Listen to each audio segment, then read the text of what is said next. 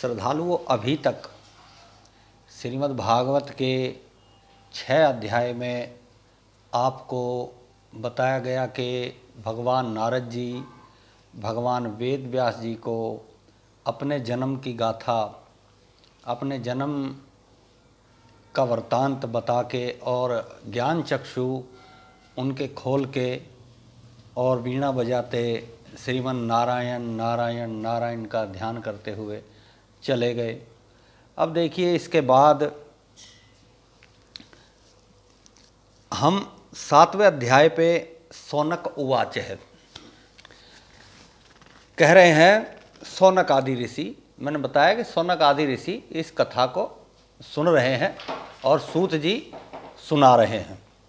सौनक उवाच है, निर्गते नारद सूत भगवान बादरायणः श्रुवान् तस्य दद्भिः प्रेतं मित्त किं करोद्य विभु। देखिए, श्रद्धालु की जब इच्छा कुछ सुनने की होती है तो वक्ता भी जितना ज्ञान अंदर है संचय किया हुआ है एक एक पन्ना खोल के रख देता है। यहाँ सौनक आदि ऋषि श्रोता हैं और सूत जी वक्ता हैं। पूछ रहे हैं सौनक आदि ऋषि के, भगवान ठीक है, मान लिया, नारद जी ने उनको ज्ञान दिया, उनका भ्रम दूर किया, लेकिन उसके बाद क्या किया उन्होंने? बादरायणी एक शब्द आया है श्रद्धालुओं, यानी कि भगवान व्यास जी के लिए ये बात कही है। अब यहाँ फिर कह रहे हैं सूते उवाच। देखिए सूत जी क्या कह रहे हैं। ब्रह्मरदां सरस्वत्याम् आश्रम पश्चिमी तटे सम्यप्रासैति प्रोक्त ऋषीणां सत्रवर्धना तस्मिन् सवै आश्रमे व्यासो बद्रीखण्डमण्डिते आसीनो अपि उपसपृश्य परिणिदध्यो मनासव्यं भक्ति योगेन मनसि सम्यक् परिणीहिते अम्ले अपश्यत् पुरुषं पूर्वं मायां च तदपाश्रयां यया सम्मोहितो जीव आत्मानं त्रिगुणात्मकं परोऽपि मनुते अनर्थं तत् कृतं चाभिपद्यते। एक एक बात को ध्यान से सुनना, समझना। अब श्रीमद् भागवत अपने चरम पर होती चली जाएगी। जब तक आप आरंभ से श्रीमद् भागवत का श्रवण नहीं करोगे, मुझे नहीं लगता कि इस भेजे में कोई बात पहुंच पाएगी। यहाँ भगवान ने 2 बात पूछ ली।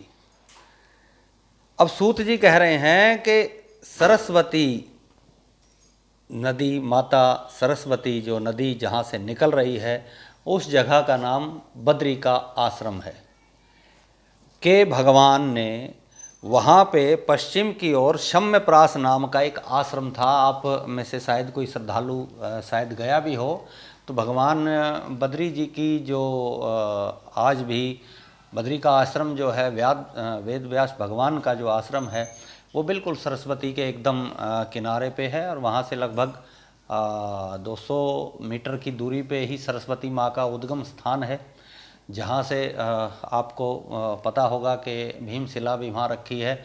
वहीं से आगे पांडव जो हैं वो स्वर्ग के रास्ते पे गए थे। यहाँ भागवत में वही बात बता दी। अब बद्री कहते हैं बेर को, कि बेर का आश्रम था। आज भी बहुत अच्छे वहाँ पे पेड़ लगे हुए हैं। हमारे को भी सौभाग्य शरद पूर्णिमा पे बद्री का आश्रम जाने का प्राप्त हुआ। भगवान के वहाँ पे चरणारविंद में हमने यथाशक्ति पूजना अर्चना की और उसके बाद हम शरद पूर्णिमा के बाद आए। तो वहाँ आज भी जो हैं ऐसे पेड़ हैं जिन पे बेर लगे हुए हैं। अब देखिए कह रहे हैं कि वहाँ बैठ के शीतल छाया में भगवान जी जो है परमेश्वर का ध्यान करने लगे। प्रणिदिग्धो मना स्वयं भक्ति योगेन मनसि सम्यक् प्रणिहिते अम्लेः अपश्यत् पुरुषं पूर्वं मायां च तदपाश्रमम्। कि जब भगवान व्यास जी वहाँ बैठे परमेश्वर का ध्यान करने लगे तो चौथे श्लोक में बड़ी एक गूढ़ बात बता दी। फिर समझ लीजिए एक बार श्लोक को। कह रहे हैं कि भक्ति योगेन मनसि सम्यक परिणीहितेयम लेहे अपश्यत पुरुषम पूर्वम मायम च तत्पाश्रयाम। अब यहाँ दो बातें हैं, देखिए अगले श्लोक के बाद व्याख्या करेंगे। यया सम्मोहितो जीवम आत्मानं त्रिगुणात्मकं परोऽपि मनुते अनर्थं तत्कृतं चाभिपद्यते अनर्थोपशमं साक्षात् भक्ति योगे दोक्षते लोकस्य या जानतो विद्वांस चक्रे सात्वत् संहिताम्। अब यहाँ भगवान व्यास जी ने साक्षात भगवान के दर्शन किए। कह रहे हैं कि जब निश्चल किया तो पूर्ण पुरुष का दर्शन हुआ और जो उनके अधीन माया है मैंने उसको भी देखा। अपश्यत पुरुषम पूर्वम मायाम च तदपाश्रयाम। यानी कि दो जने, अब यहाँ मैंने कहा कि एक एक बात को बड़े गौर से दिमाग में बैठाना है कि एक तो पूर्ण पुरुष कौन, साक्षात विष्णु भगवान, विराट रूप समझ लो। और कह रहे हैं भगवान कि वहीं पे माया को भी देखा, यानी कि कोई माया भी है जो भगवान के साथ रहती है। देखिए उसके बाद पांचवें श्लोक में कह दिया कि यया सम्मोहितो जीवम आत्मानं त्रिगुणात्मकं परो अपि मनुते अनर्थम यत् कृतं चाभिपद्यते। यानी कि जो माया हमको ढके हुए है, जो माया हमको ढके हुए है वही माया प्लस भगवान का दर्शन भगवान वेद व्यास जी ने किया।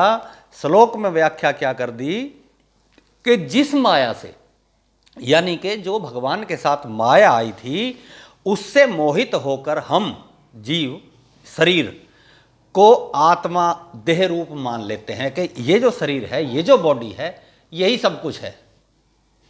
लेकिन भगवान ने वहाँ दो बातें कही हैं श्रद्धालुओं कि एक तो मैंने परम पुरुष परमात्मा को देखा, एक माया को भी देखा, यानी कि भगवान माया को लेकर वहां आए थे। क्यों? देखिए अगले श्लोक में समझ में आ जाएगी बात, फिर समझ लीजिए।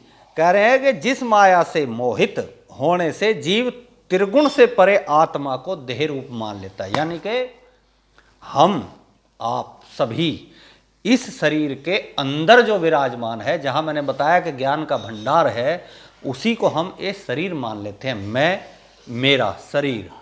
और यहाँ भगवान व्यास जी ने इस बात का खंडन कर दिया कि वहाँ मैंने माया को भी देखा और भगवान को भी देखा, यानी कि भगवान माया का साथ लेके हमें दिखाई दे सकते हैं, अदरवाइज नहीं। एक बात। दूसरी बात कह रहे हैं दूसरे में कि लोकस्य या जानतो विद्वांस चक्रे सात्वत् संहिताम् अनर्थोपश्यम साक्षात भक्ति योगे मधोस से। जो जीव है, जो हम हैं, हमारे ऊपर उस माया का पर्दा है जो भगवान के साथ आई थी। भगवान क्यों लेके आए साथ उस माया को? क्यों कि भगवान उस माया के बिना हमें दर्शन ही नहीं दे सकते। हमारे में इतनी शक्ति ही नहीं है कि भगवान के दर्शन हम बिना माया के कर लें। दो बातें हो गई, यानी कि भगवान तो उस माया का सहारा लें और हमारे इस रूप से, हमारे अंदर का जो माया रूपी चक्र से जो ढका हुआ है आत्मा, हम उस शरीर को आत्मा मानते हैं जो कि बिल्कुल अलग है। उस पे से माया का पर्दा हटे तब भगवान के दर्शन हों। ये बात भगवान व्यास जी ने यहाँ समझाने की कोशिश करी है हम जीवों को, आप सबको, और चैलेंज भी कर दिया, बता भी दिया कि मैंने भगवान को देखा और माया को भी देखा, यानी कि जिससे सब लोग अस्त व्यस्त हो रहे हैं। कितनी बड़ी बात भगवान ने यहां बता दी। देखिए, शायद मेरी बात समझ में आ गई होगी। उसके बाद देखिए क्या कह रहे हैं कि जो देह में सुख दुख होते हैं वो आत्मा में मानता है इंसान, जीव। मैं मर गया, अरे मैं क्या मर गया, मैं तो कभी मरता ही नहीं। लेकिन मैं, मेरा शरीर, देखिए यहाँ एक एग्जाम्पल मैं आपको दे दूं कि 3 अवस्थाएं, हम 2 अवस्थाओं की बात करेंगे, तीसरी आगे भागवत बताएगी। ये इसलिए दृष्टांत बताना पड़ रहा है कि आप समझ जाओगे ये बात। देखिए, एक अवस्था ये है, हम एक दूसरे को टच कर रहे हैं, पता है कि ये भाई है, बहन है, बुआ है, भतीजी है, गाय है, भैंस है, घर है, कुछ भी है, भागवत है। एक बात जीवात्मा क्या है, हम सो रहे हैं, कोई अच्छा सपना आ गया, ठीक, और किसी ने अकस्मात उठा दिया, तो क्या कहेंगे, अरे भाई आज तो जो है पूरे देश की चाबी मेरे ही हाथ में थी, क्यों उठा दिया, बहुत अच्छा सपना आ रहा था। यानी कि हम सो रहे हैं, शरीर सो रहा है, लेकिन कोई चीज ऐसी है जो खुश हो रही थी, वो अंतःकरण है। यहां भगवान ने वही बात बताई है। दूसरा, हम सो रहे हैं और कोई चीज ऐसी दिखाई दे रही है, कोई भी आग, जंजाल, जो भी है, शरीर को पसीने आ गए। दूसरा कोई आया, अरे भाई खड़े हो, क्या बात है, अरे भाई बड़ा अच्छा करा, उठा दिया, नहीं तो मर ही जाता आज तो। यानी कि सो कौन रहा है, शरीर, भुगत कौन रहा है, अंतःकरण। जो बात भगवान ने यहाँ बताने की कोशिश करी है, आपको, हमारे को समझाने की कोशिश करी है कि वो 2 थे और मैंने उन दोनों को देखा। क्यों देखा, क्यों दिखाई दिए, क्योंकि भगवान बिना माया का सहारा लिए हमको, आपको, किसी को दिखाई दे ही नहीं सकते। अर्जुन ने देखा था, बोले आ जाओ जी, नहीं नहीं मैं नहीं देखूंगा ये विराट रूप, अपने उसी रूप में आ जाओ भगवान, मुझे नहीं देखना ये इतना बड़ा तामझाम। भगवान बोले ठीक है भाई, मैं आ जाता हूं, तूने मांगा, तू मेरा सखा है। दिव्य दृष्टि थी उनके पास, दिव्य दृष्टि से संजय ने भगवान का वो रूप देखा। यही वो बात भगवान वेद व्यास जी ने श्रीमद् भागवत में बता दी कि जो माया उनके अधीन है, यानी कि वो जब चाहें उसका सहारा ले सकते हैं, और हम उस माया से ही ढके हुए हैं। 2 बातें हैं, ये बार बार समझाने का तात्पर्य यही है कि आप अंतःकरण को और उस माया को समझें हम, कि वो माया हमारे को घेरे बैठी है और वो माया से परे हैं, वो उसको साथ लेके चलते हैं, ताकि आपको, हमारे को अगर दर्शन देने हो व्यास जी भगवान की तरह, तो बिल्कुल चैप्टर क्लियर हो जाए और आप उस भगवान का दर्शन कर सको। अस्तु, देखिए आगे कह दिया कि अर्थनाशक साक्षात भक्ति योग भगवान में जब लोग न करने लगे, तो भगवान व्यास जी ने ये श्रीमद् भागवत बनाई। यानी कि जो बात पहले श्लोक में बताई, अर्थनाशक, कि शरीर से शरीरी का संबंध एक समझ के और अनर्थ करने लगे, तब इस बात को हम और आप समझें कि नहीं नहीं भाई ऐसा नहीं है, कोई कंट्रोल पैनल है अंदर, कोई चीज अंदर ऐसी है जो वहां से रिलेटेड है, उससे रिलेटेड है, उसको समझने के लिए ये भागवत बनाई, ये श्रीमद् भागवत। एक एक बात को अभी समझना, अभी बहुत भयंकर भागवत होती चली जाएगी आगे आगे। मैंने बताया था कि नाच गाना नहीं है भागवत में, एक एक श्लोक का मैं तो बहुत तुच्छ हूँ इसको पढ़ने में भी, लेकिन हो सकता है आपको परीक्षित की उपाधि मिले। अस्तु, देखिए आगे कह रहे हैं कि ये भागवत संहिता, श्रीमद् भागवत संहिता बनाई। अब यहाँ एक संशय इसमें दे दिया कि सूत जी ने ऐसे क्यों वचन कहा कि भागवत सुनने से श्री कृष्ण भगवान में भक्ति होगी, ये एक शंका यहाँ पे दे दी। क्यों कि श्लोक में लिखा है विद्वांस चक्रे सात्वत संहिताम, यानी के लोकस्य यह जानतो हो कि जो लोग श्री कृष्ण में, अब शंका का समाधान क्या दिया है यहाँ विद्वान ने, भागवत में भगवान ने, कि भगवान कृष्ण के अनंत नाम हैं, अनंत नामों को ना करके अगर एक ही भगवान श्री कृष्ण का नाम हम लें, भगवान विष्णु भगवान वासुदेव का हम नाम लें, तो और जो अनंत उनके रूप है उनका गुणगान करने की जरूरत नहीं है। इसलिए श्रीमद् भागवत में भगवान कृष्ण का जिक्र विशेष रूप से किया है कि भगवान कृष्ण के अंतःकरण में ध्यान करके उनका आप किसी भी अवतार का ध्यान कर सकते हैं। ये चैलेंज कर दिया भागवत में। मैंने कहा कि एक एक शब्द भागवत के एक एक श्लोक का एक एक अक्षर अमूल्य है, कोई कीमत नहीं है। 7 दिन की भागवत चल रही है, ताड़ी बजा के नाच गा के वापस आ गए, घरों से पूछा क्या हुआ, बोला वो रुक्मणी तो आज बहुत अच्छा नाची, साड़ी भी सूट भी बहुत अच्छा पहन के आई थी, हो गई भागवत, सुन आए भागवत। लाखों रुपए वहाँ खर्च करे आए और लेके क्या आए तुम वहाँ से, ये बताओ क्या मिला वहाँ। जब तक अंतःकरण में वो भगवान की मूर्ति स्थापित नहीं हुई, मैं ये कहता हूँ कि मैं ही, भले ही ये भागवत, भले ही कोई भी भागवत, भले ही कितना बड़ा वक्ता क्यों ना हो, भले ही कुछ भी हो, 0/0 है। देखिए उसके बाद कह रहे हैं भगवान, यश्यं वै श्रूयमाणायां कृष्णे परम पुरुषे भक्तिरुपपद्यते पुंसां शोकमोह जरापः स संहितां भगवतीं कृत्वा अनुक्रम्य चात्मजं सुखमाधापयामाश निवृत्ति निरतं मुनि। शौनक उवाच है। अब वही बात भगवान ने फिर कह दी।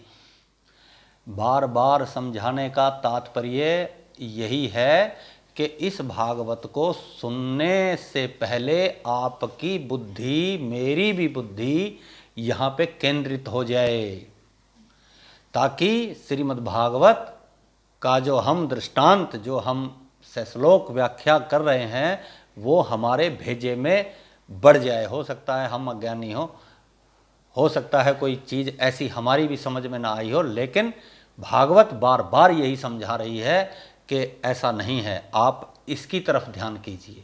देखिए क्या कह दिया श्लोक में कि आनंद कंद परम पुरुष के चरणारविंद को में मोह शोक जरा नाशक सुख प्रकाशक भक्ति पुरुष को उत्पन्न होती है। शोक मोह जरापः स संहितां भागवतीं कृत्वा अनुक्रम्य चात्मजं सुख मध्यापयमाश निवृत्ति निरतं मुनि। शौनक उवाच है। शौनक जी कहने लगे कि ये जो भागवत है निवृत्ति मार्ग, अभी हम पीछे दूसरे अध्याय में हम बता के आए हैं, प्रवृत्ति और निवृत्ति 2 मार्ग हैं भक्ति के। यहाँ जो निवृत्ति मार्ग है वो इन मुनियों के लिए है जो भगवान में साक्षात निवृत्ति मार्ग, उन्हीं की चरणारविंद में, उन्हीं के ध्यान में लगे रहते हैं। यहाँ तक आपको पहुँचना है। कह रहे हैं कि रचकर संहिता शोध कर अपने सुखदेव पुत्र को पढ़ाने लगे।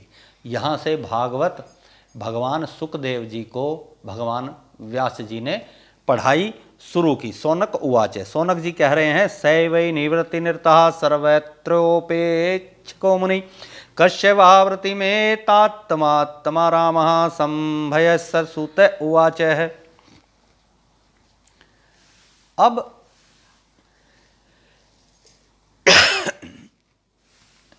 दो बातें बता दी इस श्लोक में। देखिए मैंने कहा था कि अगर श्रोता अच्छे हों, उनका ध्यान भगवान की तरफ हो, उनका ध्यान भगवान कृष्ण की तरफ हो, तो वक्ता भी जिस तरह के सूत जी हैं और शौनक ऋषि हैं, वो पूछते हैं और वो बताते हैं। कह रहे हैं वो तो खुद ही निवृत्ति मार्ग में लगे रहते थे, उनको इतना बड़ा ग्रंथ पढ़ने की क्या जरूरत थी, क्यों पढ़ाया उनको भाई। देखिए कितनी बड़ी बात ये पूछ। अभी हम कुछ भी आगे नहीं बढ़ पाए, हमें हमारे दिमाग में वो पहले 2 श्लोकों की बात नहीं बढ़ पाई, लेकिन शौनक जी ने फिर पूछ लिया कि जो निवृत्ति मार्ग में लगे हैं, जिनका ध्यान ही भगवान की तरफ है, उनको क्या जरूरत पड़ी थी इतनी बड़ी भागवत सुनने की। अब देखिए कह रहे हैं सूत उवाच आत्मा रामाश्य मुनियो निर्ग्रंथाप्यु अपयौ प्रक्रमे कुर्वन्त हेतुकं भक्तिमित्तथं भूतो गुणो हरि हरिर्गुणा आक्षिप्त मतिर्भागवान् बादरायणी अध्ययगान्यमहदाख्यानं नित्यं विष्णुजनप्रिया परीक्षितोऽथ राजऋषिनं करं विलायनं संसतां च पाण्डुपुत्राणां वक्ष्ये कृष्णकथोदयम्।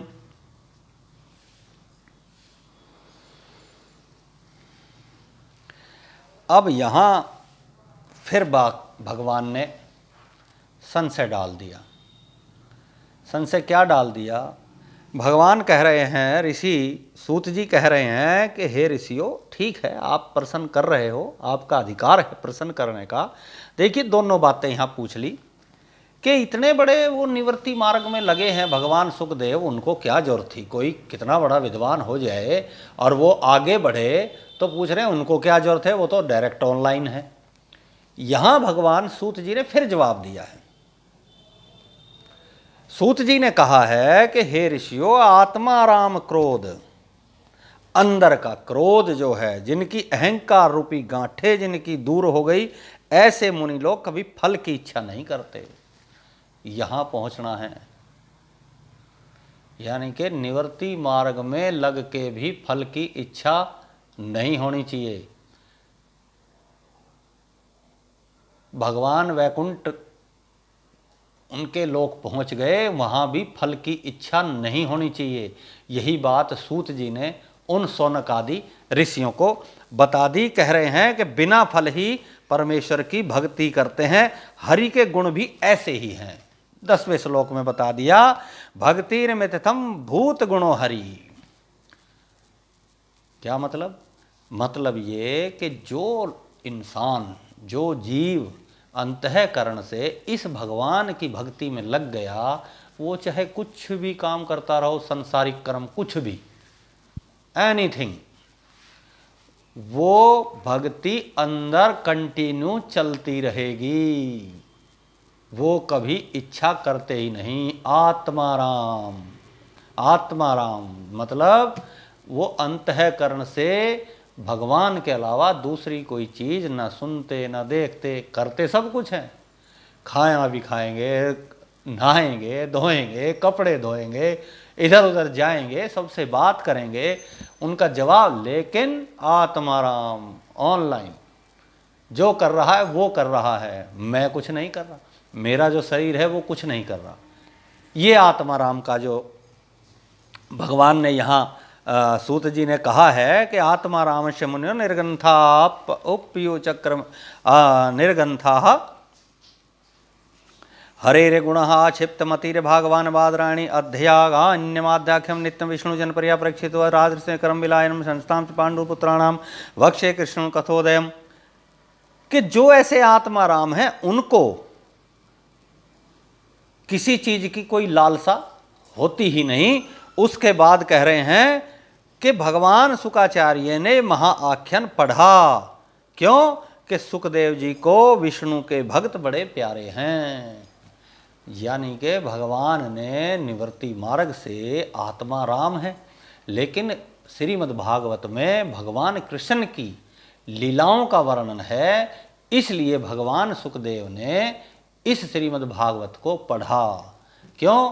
कि भगवान के गुणों की जहाँ गुणवत्ता हो, जहाँ कथा चल रही हो, ऐसे आत्मा राम वहाँ पे रम जाते हैं, बैठ जाते हैं, उठकर चलते नहीं। और इसीलिए भगवान सुखदेव ने भी ये आख्यान, ये श्रीमद् भागवत वहाँ पढ़ा। और देखिए अब कह रहे हैं, परीक्षितो वत्थ राज ऋषि जन्म करम विलायनम संसधाम च पांडुपुत्राणाम वक्ष्ये कृष्ण कथोदयम। अब हम तुमको परीक्षित राज ऋषि के जन्म, कर्म, मुक्ति, मृत्यु और पांडु पुत्रों के स्वर्ग जाने की और श्री कृष्ण की कथाओं की उत्पत्ति सुनाते हैं। बोलिए श्रीमद् भागवत महापुराण की।